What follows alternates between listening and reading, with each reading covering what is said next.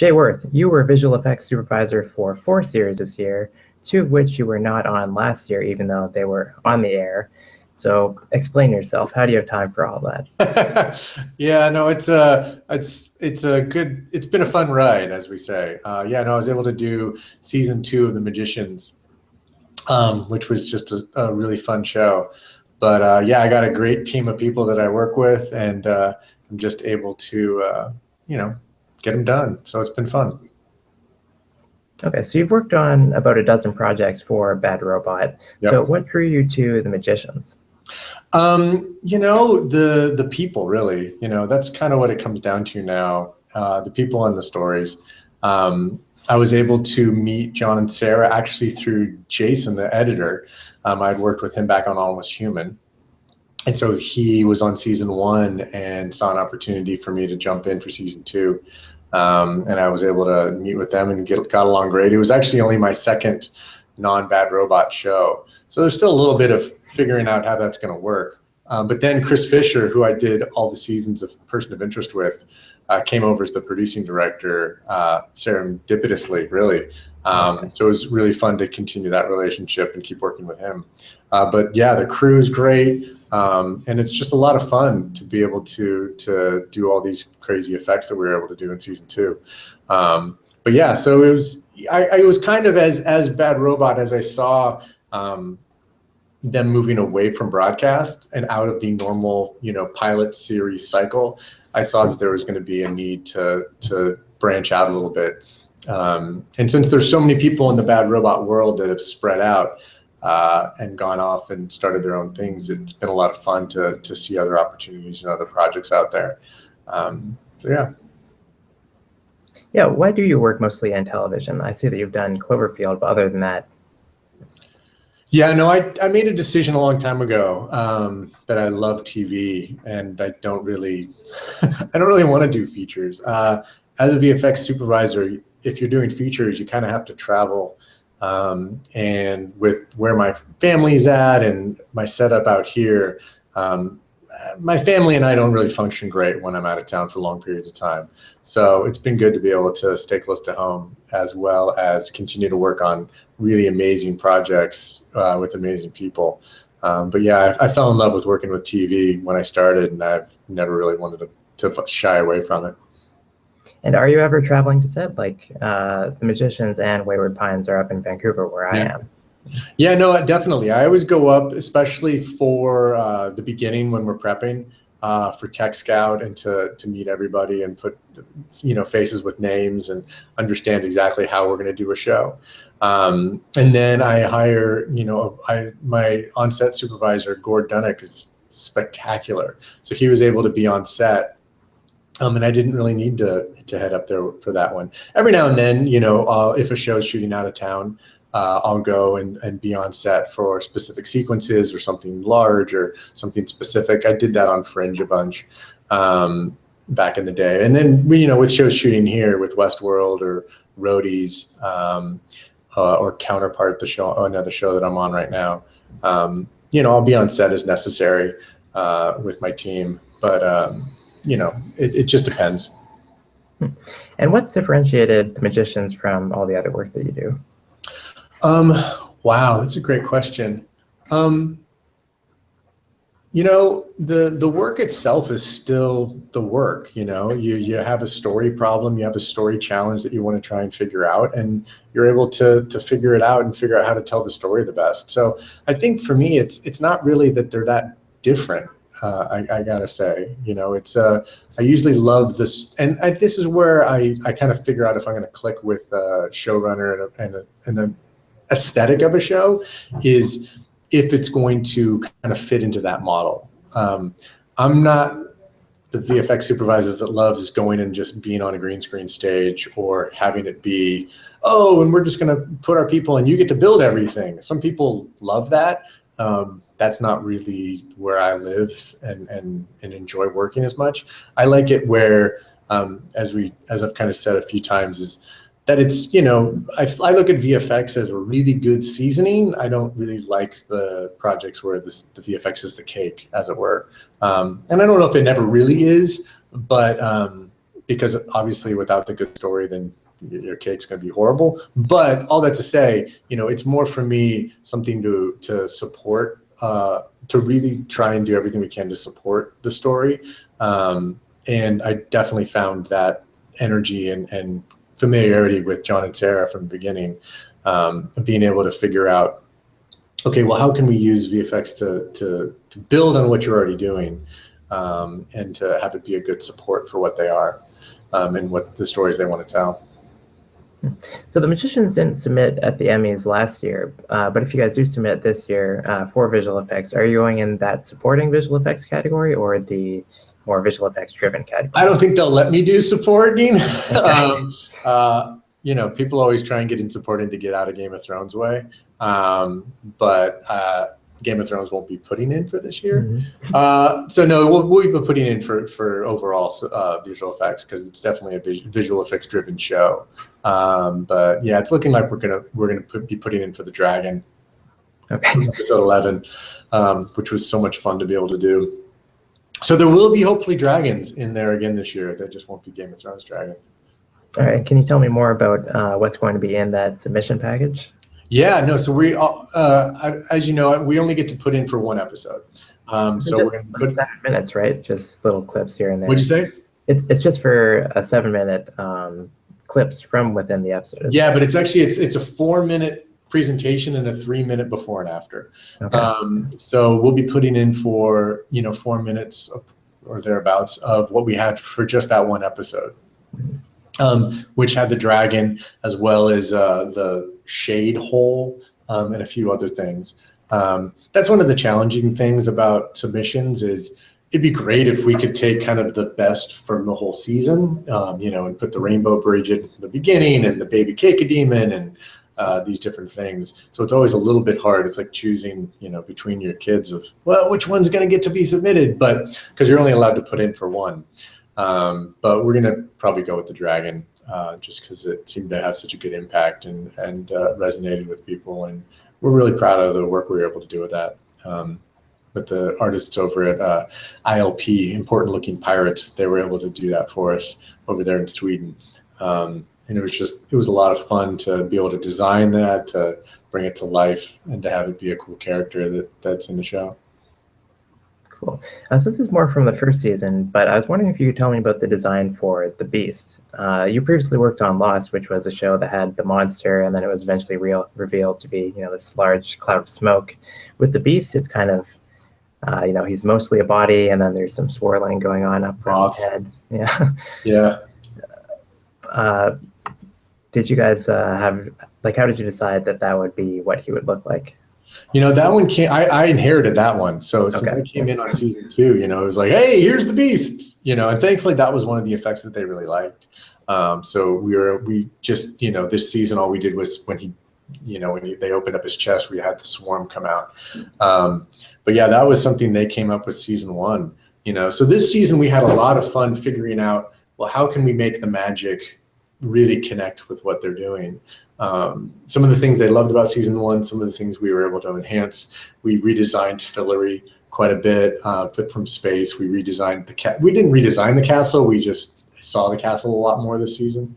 So those are some of the things that we kind of built on what they had already done from last season, but trying to figure out the methodology of how magic worked and how connected it was to people, and how we could really make it feel integrated and within the show, was one of the challenges. And we ended up kind of going with more of an approach. I use the Robert Downey Jr. from Iron Man philosophy a little bit, but what he would always do is he would always be looking at something and it would always be connected some way to his body. So the challenge we had was sometimes they're doing spells and they're doing things like this and they're just out in front of them. So we tried to make sure that they were kinetically connected to their movements in some way. So it didn't just feel like they were doing something and this magic was separate from them, which was a fun challenge to figure out how to accomplish those things and figure out the language of, okay, well, how do we add things to make it feel integrated? How do we add this little bit of interactive light, a little bit of embers, a little bit of hand-drawn quality to make sure that all of the spells that they were casting always felt organic and real. So you're working on a bunch of new series. Would you say that you have like a certain specialty that you bring, like as visual effects supervisor? Wow. I think coming from, and I guess this is something that you kind of, you don't really realize that you have an aesthetic until you go out and start looking at other things.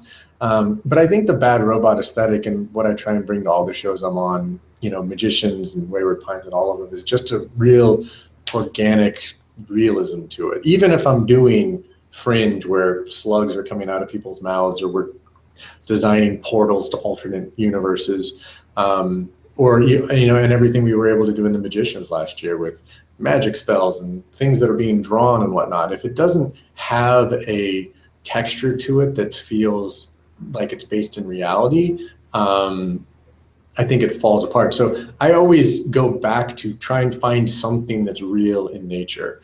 I also try and a lot of times play against type, if that makes sense. Even if I'm working on a sci-fi show, I try and stay away from blue energy. I try and stay away from, if someone writes that there's a portal, I say, okay, well, it's not going to be a circle, and it's not going to be blue, and it's not going to be watery. And they're like, why? I'm like, because that's what portals always look like. Let's try something new. So I'm like, how about a rectangle that's white? I don't know. But a lot of times I'll, do a lot of deep dives into weird TED Talks and different odd YouTube clips and things that I try and find that have some basis of reality and then add on it. So there's always a kernel somewhere that we can point back to. And I try and give very specific rules to the universe, even if they're rules that only make sense within our little world of, okay, well, if they're doing magic, it has to be connected to their body in some way. In some way, shape, or form. When they're moving their hands, it has to react to it. It can't just sit apart from it. And I rarely want the answer to be, why does it look like that? Because it's cool. Even if that is the reason, I don't want that to be the basis for it. I want there to be some basis in, well, this one designer was building this robotics and this is what they decided, or this one thing in nature happens and, embers happen to fly in this path or this arc, to try and always point it back to something real and tangible. And honestly, I think that's what, we all try to do in VFX, especially now. There's such a desire to keep everything grounded in the reality and the organic, that I think most of us are striving for that. I can't even really think of shows that are pushing it beyond that to say, well, how fantastical can we make it and how different can we make it? But yeah, I think that's, there's always that desire with what we do to bring it back to that real and organic nature. I think we kind of saw that kind of thinking. Like we're a prediction site, and one of the biggest upsets in recent years was when Ex Machina won the Oscar for visual effects. Yeah, I did not agree with that one. Yeah, I wanted to ask your opinion on that, because the Visual Effects Society, which is voted on just by people who work in visual effects, they went for Star Wars, which was seen as kind of like the biggest one, whereas Ex Machina was maybe the most human. Yeah. Well, I mean, it's and Westworld is kind of similar to that too, I think. Yeah, I mean, I guess I could look at Hopefully, since we were able to do some of the cooler stuff, some cool stuff like that in Westworld. It sounds funny, but if I look at something and think, even with just my television experience and my experience in general, if I think, I appreciated what they did. I just think some of the other work that year was so much more challenging and more successful. Anytime just something's done once and done well, it doesn't, I mean, kudos to them, they won. But then you look at, Jungle Book, or, the Planet of the Apes movies, or some of the other things that have won different awards in the past. And you could tell they were just as shocked as everyone else. And I was bummed for Roger, just being connected to Bad Robot and them. I was hoping they were going to win that one, just from a personal level. But yeah, no, I'm with you. There is something that some people look at and go, I'm more connected to that. It seems more organic. It seems more like it's something that I can picture and relate to. Whereas big space epics, there's we've done that before, and there's so many more of them that I can see why people connected to that in a real way. Is there anything in the Magicians that you can't believe that you're doing because of, I guess, let's say when you started, it was not possible with technology? Yeah, I mean, it sounds silly, but smoke used to just be really hard, and I never really felt like it looked great. And I remember, man, it was probably season 2 or 3 on Fringe. We sent something out. I'm like, okay, we got smoke. Let's just, it was simple. It was like we had to add some haze in the background, and it looked perfect. And I called the vendor. I'm like, okay, what happened? Something just changed in technology that I don't understand because now smoke looks good. Yeah. They're like, yeah, no, we got this guy. And so, this year, we had a few different things when they were blowing the smoke rings and they turned into, different shapes and things like that. And I was going to have ILP or a different vendor do it. And I sent the bid out, and the folks at Fuse called me, and they were adamant. They're like, no, you don't understand. We've got a smoke guy. And I'm like, okay, I'll send it to you. And sure enough, it looked perfect. It's those simple, small things that I think that used to be, you could just smell them. They just didn't look right. So you'd have to shoot elements, and then they'd be challenging. So there's certain things like that have gotten infinitely better. Creatures, depending on the surface of the creature, they did Jurassic Park back in '93, and it looked amazing, and it still does. So those ones weren't as scary, say, to me, as doing smoke or water, or what people have been able to do with fur. Even what they were doing online, Jungle Book last year versus even the Chronicles of Narnia 7 years ago. It's crazy how much better it's gotten. Life of Pi really pushed that over, and then everything they were able to do on all the Planet of the Apes movies have just kind of taken that to a whole new level and a whole new bar for everyone to reach to. Is there something from, I guess, the Magicians, or maybe something you've done recently where you feel like you're really sneaky and you feel like has gone underappreciated? Sneaky. I love the baby Cacodemon from Magicians. We had so much fun with that, just because, anytime you have a guy who's just holding nothing on set, he's got this little light bar in his hands and he's got these tongs, and you can design something from scratch. It's like, oh, they want it to be this weird little lava baby that burrows into a guy's back. It was just a lot of fun. It was a huge challenge to figure it out. But I just loved the way that one turned out. That was probably my favorite one of the season, to be honest. But yeah, no, I think it sounds funny, but I think VFX is rightly appreciated right now, which is nice. I think people understand the benefits it has. And I think they look to us to be able to enhance what they're doing in a really cool way. But it's been fun to be able to join and partner with so many amazing, talented people to be able to bring these stories to life. And John and Sarah are just so spectacular, and the whole crew up in Vancouver. It was just a real pleasure this season to be able to work with them. I wanted to ask about what do you think about how the Emmys categorize special effects, because the Emmy category is called, outstanding special visual effects. As far as I know, there's visual effects, which is more what you do, and special effects, which is more on set. Do you think it's fair that they're kind of lumped together? No, I think special effects should get their own category, personally, because the work they do is ridiculous. It's amazing. And, when it ties into visual effects, we always, include them. Because certain shows we just can't do without them. Westworld, I could not have done half of the stuff we did with Michael Lantieri and all of his guys. And the expertise and the way we can partner with those. And that's the other thing that I feel happening a lot more now is the departments, we all understand what each other brings and what we do well. And there's a lot more collaboration. We've always had collaboration, to be honest. But I think everyone, show-wide understands, I think, a little bit more all the ways the different departments collaborate, whether it be makeup effects, special effects, DPs, wardrobe. We all kind of work together pretty seamlessly, to be honest, to be able to bring all these different crazy things to pass. So yeah, and you know, I do think that special effects should get their own category. You know, we've had a lot of conversations amongst all ourselves about, you know, how to level the playing field a little bit. Just because I think back when I was doing broadcast, especially, you know, the challenge of doing a 22 episode season versus 10 is just, it's just not fair. Do you know what I mean?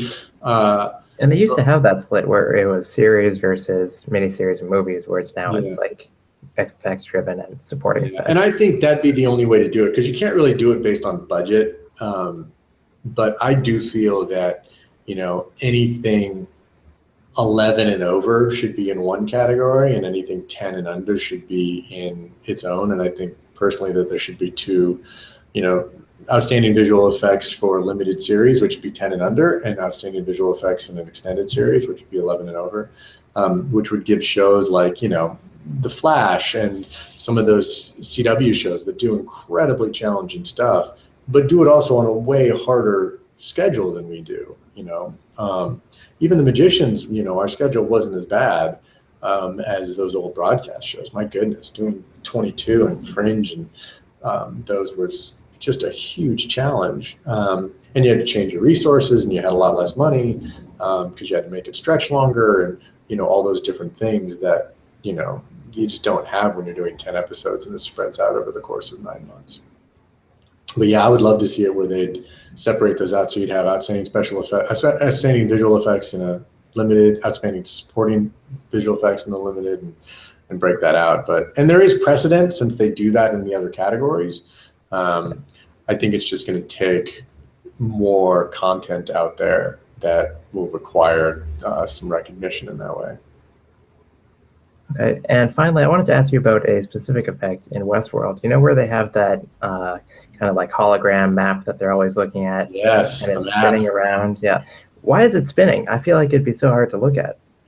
You know, we had a lot of conversations about what that thing was. The technology behind that is so much harder even than it looks like, because it's all projection based. So it's just a carved piece of foam that's all topographical, and then we built a matte painting that matches the topography of that. Okay. But we built it all in 3D, so there's actually lighting references. So if you watch the series again, you'll notice that whatever time of day it is in the show or on the map, it's actually represented in the shadows on the map.